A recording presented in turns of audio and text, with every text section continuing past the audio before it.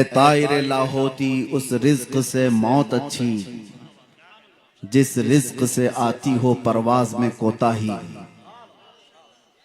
फिर के गली गली तबाह ठोकरें सबकी खाई क्यों, दिल को जो अक्ल दे खुदा तेरी गली से जाए क्यों। जान है इश्क मुस्तफ़ा रोज फजूं करे खुदा, जिसको हो दर्द का मजा नाज़े दवा उठाए क्यों।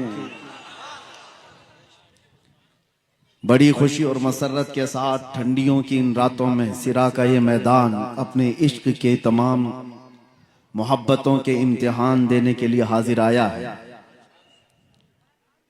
मगर मैं आप सबके सामने थोड़ा सा हट करके ये जरूर कहना चाहूंगा, जितना लोग मुझे बुलाने के लिए उत्साहित नजर आते हैं, हर इलाके में प्रोग्राम चाहिए, तारीख चाहिए, तो यहां से मैं एक ऐलान कर देता हूं, बहुत ज्यादा शौक रखते हैं मुझे सुनने का तो फिर झेलने का भी शौक रखो। वजह यह है कि हमारी आदत किसी के तलवे चाटने की नहीं है। हमारी आदत लोगों की चापलूसी करने की नहीं है।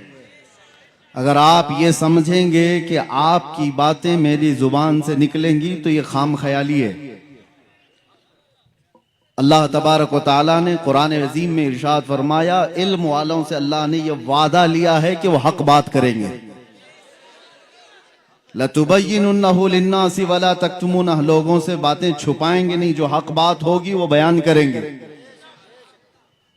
आपके इलाके में या किसी भी जगह पर, मुझे याद है आज से तकरीबन 10 साल पहले होंगे, जब हमारे हालात इतने ज्यादा पॉपुलर भी नहीं थे, अक्सर जगह के कुछ ट्रस्टी हजरात, कमेटियों वाले जो उलमा को बैलों की तरह हाँकना चाहते हैं, जो सारा रस्सी वाला जमा में हुकूमत वाला मसला सब अपने पास रखना चाहते हैं।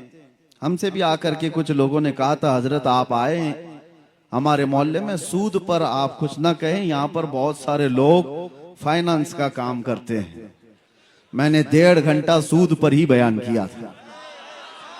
बुलाना है बुलाओ, उसके बाद ना बुलाओ। बात मेरे मुस्तफा की होगी। नबी करीम सल्लल्लाहु ताला अलैहि वसल्लम ने जो बयान फरमाया है वो हम बोल करके रहेंगे। अभी मेरे आने से पहले आपके जिम्मेदार हजरात भी डरे सहमे हुए थे, और ये लोग भी ये कह रहे थे कि कुछ दस्तखत कर दीजिए, वो नहीं बोलेंगे, ये नहीं बोलेंगे। हाँ, इतना कहूंगा, मैं कुत्ता किसी को नहीं बोलूंगा। हाँ, कुत्ते को ही कुत्ता बोलूंगा।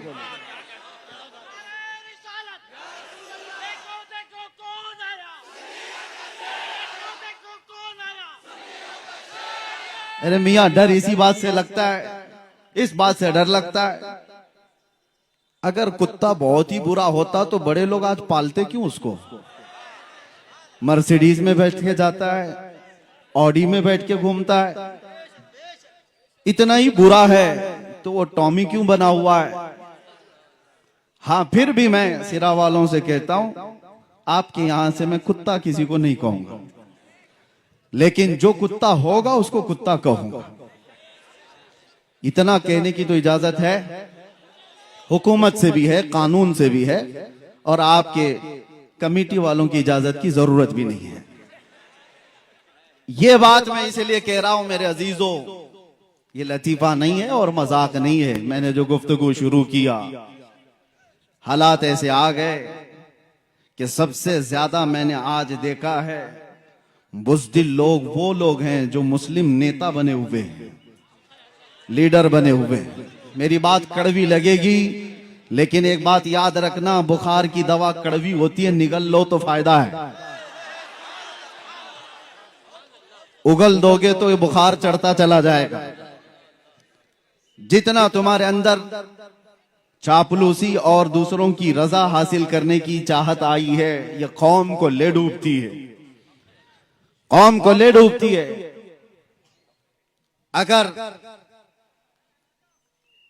अगर सियासत करना ना आता हो तो इस मैदान में आते क्यों हो? इस मैदान में क्यों आते हो? कौम की दलाली करने के लिए, इज्जत नफ्स बेच करके इस्लाम और मजहब इस्लाम का सौदा करने के लिए? मुझे तकलीफ उन्हीं लोगों से है। इसीलिए कहा गया है, मुझे बहुत जिम्मेदार लोगों ने कहा था कि आपकी इस कौम को कोई दूसरा बर्बाद नहीं कर सकता जब तक कि आपका ही आदमी बर्बाद ना करे। आपका आदमी जब तक ना तोड़े कोई दूसरी कौम आपको नहीं तोड़ सकती। एक बहुत बड़े ऑफिसर की बात मैं आपके सामने अर्ज कर रहा हूं, और कुरान में भी रब ताला फरमाता है, वलन यजअलल्लाहु लिल काफिरीना अलल मुमिनीना सबीला। अल्लाह तबारक व तआला हरगिज ईमान वालों पर काफिरों को गलबा नहीं देगा, इल्ला ये कि मगर ये कि मुसलमान ही गद्दार होगा, जमात की दलाली कर रहा होगा, बुज़दिली उसके अंदर आई होगी, वो कौम को बेचने की बातें कर रहा होगा, मुखबिरी कर रहा होगा। आज तो कितने लोग इसी पर अपना गुजर बसर कर रहे हैं, वो टिप्पर बने हुए हैं, मुखबिर बने हुए हैं, कितनों के घर इस पर चल रहे हैं। बाज आ जाओ मेरे अजीजों, खैर उम्मत हो आप। कुरान ने कहा है, कुंतुम खैर उम्मतिन उखरिजत लिन्नास। तमाम इंसानों में अल्लाह ने तुम्हें खैर उम्मत बनाया है। तअमुरून बिल मारूफ व तनहौना अनिल मुनकर, तुम अच्छाइयों का हुक्म देने वाले हो, बुराइयों से रोकने वाले हो। तुमने अगर ये जिम्मेदारी छोड़ दी तो एक बात याद रखना, होता क्या है मालूम है? एक मशहूर शेर है, दीवार क्या गिरी मेरे खस्ता मकान की, दीवार क्या गिरी मेरे खस्ता मकान की, लोगों ने आने जाने का रास्ता बना लिया। होता यही है, घर अगर पुराना होकर टूट गया और उसकी देखभाल नहीं की जा रही है तो लोग उसको तो रास्ता समझकर इधर से उधर निकलने लग जाएंगे, घर को भी रास्ता बना लिया जाएगा। यही हाल है आज। हमने मुस्तफा करीम सल्लल्लाहु ताला अलैहि वसल्लम की गुलामी से जो रूगर्दानी कर लिया, हक बयान करना उलमा ने छोड़ दिया है, तो हर कौम ने तुमको अपने निशाने पर उठा रखा है। वजह यही है कि आज हम हर एक के रास्ते पर क्यों आए हुए हैं? क्यों फुटबॉल की तरह से उछाला जाता है, खेला जाता है? वजह यह है कि तुमने अपनी असलियत को भूला दिया है। कुरान तुम्हारी असलियत क्या बता रहा है? तअमुरून बिल मारूफ व तनहौना अनिल मुनकर, तुम अच्छाइयों का हुक्म देने वाले हो, बुराइयों से रोकने वाले हो।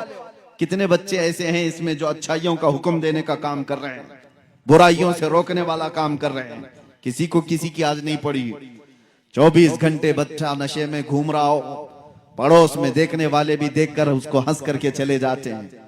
एक बात याद रखना, मोहल्ले में एक जानी होता है तो पूरे मोहल्ले से बरकत उठ जाती है, पूरे मोहल्ले से। दूसरे इबादत गुजार भी होते होंगे। एक बात एक हदीस में है, जिब्राइल अमीन अलैहिस्सलाम को हुक्म हुआ था कि एक बस्ती को तबाह कर दो, ये बहुत नाफरमान है। अल्लाह का हुक्म आया, वो बस्ती को तबाह और बर्बाद करने का अजाब अल्लाह का आ गया। लेकिन उस बस्ती में एक नेक बंदा भी रहता था, और इतना नेक कि उसने कोई गुनाह नहीं किए थे। जब अजाब आया तो वो भी उस बस्ती में था।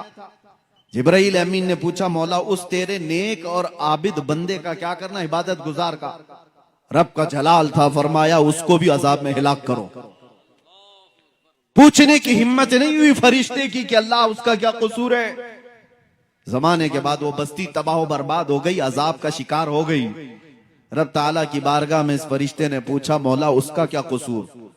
रब ताला ने फरमाया, वो बुराइयां अपनी आंखों से देखता था और किसी को कुछ कहता नहीं था, देखकर खामोश रहता था। तो बुराइयां देखकर खामोश रहने वाले का भी वही अंजाम है जो बुराई करने वाले का है। वो सपोर्टर है, वो खामोश ताउन कर रहा है। आज ये हालात ने हमें दीमक की तरह से गला रखा है। मेरे अजीजों, सबसे पहले मैं उन लोगों की खबर लेना चाहता हूं जो उलमा को चलाना चाहते हैं, जो बड़े बड़े नेता हो कि पैसे वाले हो, जो कुछ भी हो आप, तुम्हारा माल तुम्हें मुबारक। रदीना किस्मतल जब्बारी फीना लना इल्मुन वलिल जुहाली मालुन। मौला अली करमल्लाहु वजहुल करीम ने फरमाया था, अल्लाह तबारक व तआला की इस तकसीम पर हम राजी हैं कि अल्लाह ने हमें इल्म दिया है, जाहिलों को माल दिया। हम इस तकसीम पर राजी हैं। अल्लाह तबारक व तआला का फजल करम व एहसान अजीम है। लेकिन मालदारों से, कमेटी वालों से, जिम्मेदारों से, मैं हर जगह के इलाके वालों से, जाहिर सी बात है हमारी बात फैलती है, सबसे कहता हूं होश के नाखून लो। आपको जिम्मेदार उलमा की गर्दन पर बैठने के लिए नहीं बनाया गया। उलमा की गर्दन पर बैठकर उनकी जुबानों पर अपने अल्फाज डालने के लिए नहीं बनाया गया है कि मौलाना ऐसा बोलो, मौलाना वैसा बोलो, मौलाना ऐसा बोलो, मौलाना वैसा बोलो, और उनके बारे में कुछ ना बोलो। और जो मौलाना ऐसा करता है, इमाम गजाली फरमाते हैं वो उस मक्खी से ज्यादा गलीज है जो पखाने पे बैठती है। वजह यह है कि ये इल्म बेच रहा है और अपना दीन बेच रहा है माल की वजह से, मालदारों के रौब से। दोनों अजाब में गिरफ्तार होंगे। माल वाले जितने भी मनसब वाले हैं, आप खलीफा हारून रशीद से ज्यादा बढ़ करके तो नहीं होंगे। हारून रशीद उस खलीफा का नाम है जिसने एक जमाना ऐसी खिलाफत की है कि बड़ी बड़ी हुकूमतें उससे थरथराती थी। माल दौलत के खजाने बेहिसाब थे। अपने बेटों को, अमीन और मामून दो बेटे थे, जिस उस्ताद के पास पढ़ने के लिए रखा था वक्त का बादशाह इमाम खलील कूफी, वो पढ़ाते थे बच्चों को, बादशाह के बेटे को पढ़ाकर चले जाते थे। एक दिन बादशाह ने देखा दूर से, वो वजू कर रहे थे और बादशाह का बेटा पानी लेकर के उस्ताद को वजू के लिए मदद कर रहा था। जाहिर से बात है, एक बादशाह का बेटा एक मौलवी को वजू करा रहा है, बहुत बड़े बादशाह का बेटा।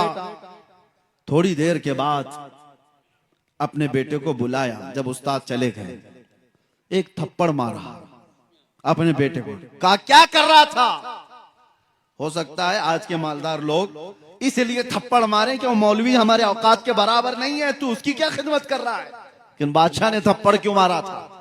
बेटे से पूछा क्या कर रहा था, कहा उस्ताद की खिदमत कर रहा था, वजू का पानी दे रहा था। और थप्पड़ लगाया और कहा खिदमत का यह तरीका नहीं होता। एक भाई पानी डाल रहा होता और दूसरा भाई पांव धो रहा होता।